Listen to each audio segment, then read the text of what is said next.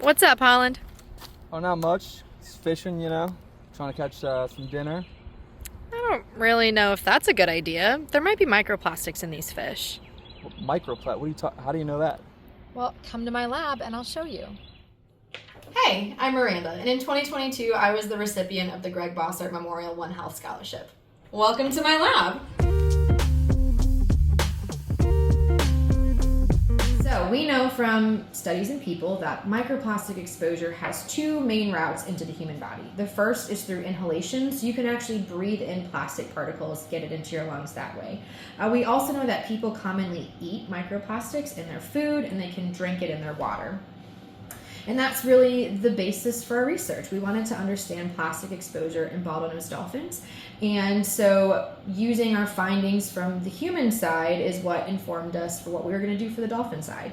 And ingestion seemed like the most obvious place to start to study microplastics in this species.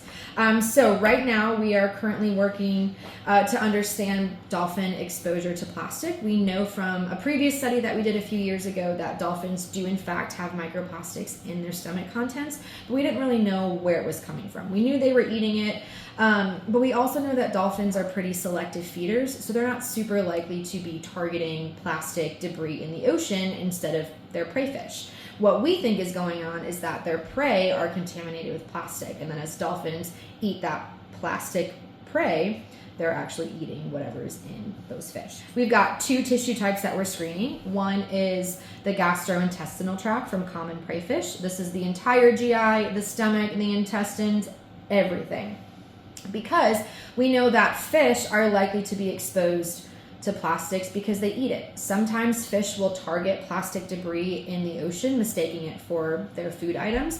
Other times they might just eat it accidentally as they're eating their actual food items. Regardless, we expect that plastic is going to be in the fish stomach contents.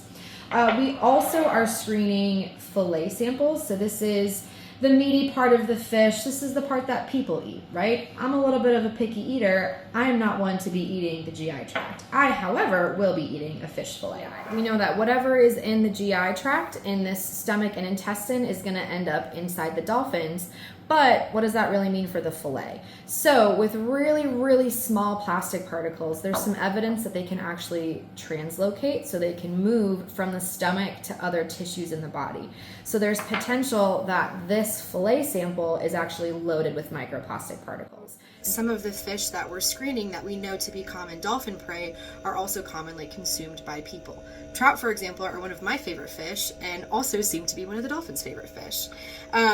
Beyond that, we know some of the fish, may not be eaten by humans, but they're at least used by humans. We have pinfish, for example, that we've also been screening for microplastic. Pinfish are a common bait fish, especially used by anglers in Florida. So if the fish that you're targeting are eating the pinfish, that trophic transfer could still be present, right? So your fish that you're trying to catch are eating pinfish who are eating plastics. The fish that you're eating eat the plastics, you eat that fish, you could be eating plastic too. So GI tract to get at what the dolphins are eating, and then fillets to understand what the people are eating. Microplastic quantification or counting microplastic particles is pretty straightforward. We take our fish tissues and we add it to a solution of potassium hydroxide. So the potassium hydroxide kind of acts like your stomach fluid in that it's going to break down and dissolve all of those tissues. I say it's like acid, but it's really a very strong base. To count plastics, we're going to filter that solution, that digested material, onto a glass fiber filter. So this is one of our fish samples. This is the stomach of a catfish. Catfish, because they sit on the bottom of the water, will have a lot of sand and dirt and stuff in their stomachs. So it can be hard for us to differentiate what's actual plastic from just something organic in their environment. So we use this tool. This is a soldering iron. We call it a hot needle. And we can apply it to our sample. So we'll pretend this is a zoomed in version of what our samples look like. If we touch these rocks and touch the sand, nothing's going to happen. But plastic, when it's heated, will melt. So if we have this particle, looks like it might be styrofoam. If I touch it with my soldering iron, it'll melt. For the most part, this digestion process is pretty thorough, and we really don't see anything left in the sample afterwards. But some of our fish are carnivorous. So sometimes in their stomachs, we can find little friends. So why do we care about microplastics? Let's talk about phthalates. Plastics contain a ton of different chemicals. There's a lot of additives that go into creating plastics. One of the chemicals that gets added is this class called phthalates. Most plastics contain some type of phthalate. So we've been studying phthalates in dolphins for several years now, and one of the most common phthalate metabolites that we detected in dolphins is associated with plastic use. So that leads us to believe that their exposure to this chemical is because of the plastic. Now, phthalates are really important to know about and to know whether or not we're exposed because they have been associated with endocrine disruptions. What that means is it can change the way our hormones are produced, the way they're distributed throughout our bodies, and that has a lot of implications for our reproductive health, for development. There's also some potential for things like asthma or obesity to come as a result of that exposure.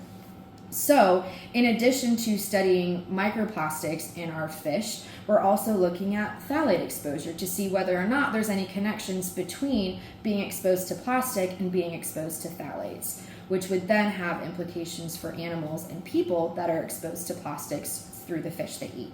So, we have two new fish tissue types. We're screening for phthalates in the fillet, again, just because that's the part that people eat. We're also screening for phthalates in the metabolic organs. So in this container, I have the liver and I have the gills. So the liver is primarily where contaminant metabolism is going to occur. So that's when your body tries to break down these chemicals so they can pass through and they don't get stuck inside your body. So we are screening our prey fish to see if they have any phthalate contamination, and that'll give us some clues as to what we might expect from the animals, the organisms, the people eating those fish. Phthalate detection is a little bit more complicated than microplastics. It involves a little bit more chemistry here. There's a few steps that we put our tissues through. The first is called an extraction phase. So with extraction, we have a solution and we're pulling out those phthalate metabolites from our tissue. Then we have the further separation step and quantification.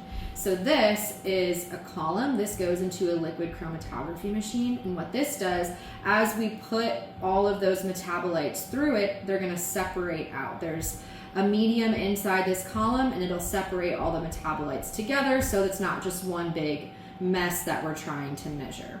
And so after they're all separated, this is going to shoot through to a mass spectrometer, and from there we can actually detect the concentrations of the chemicals that we're looking at. Plastics are present everywhere in our environment. They're in the air that we breathe, in the food that we eat, and even in the water that we drink. Because they're linked with such serious health impacts, it's critical that we understand our exposure, both in terms of the magnitude, how much we're exposed to, and the route through which we're exposed. Environmental, animal, and human health are all intricately related. So by studying exposure and subsequent health impacts in an environmental sentinel species like the bottlenose dolphin, we can better understand marine plastic contamination and overall threats to seafood safety. What that means is if dolphin health is affected by contaminated fish, then human health probably is too.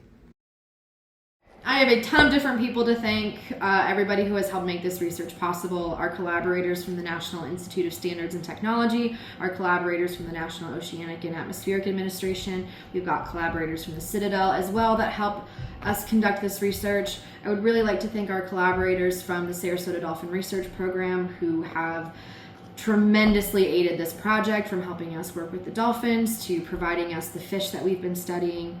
I would also like to thank my incredible advisor, Dr. Leslie Hart at the College of Charleston. And finally, a very special thank you to the Georgia Aquarium and the One Health Commission for awarding me this scholarship. It has been instrumental in helping me get this research conducted, finished, and has really helped push through my dissertation. So thank you so much.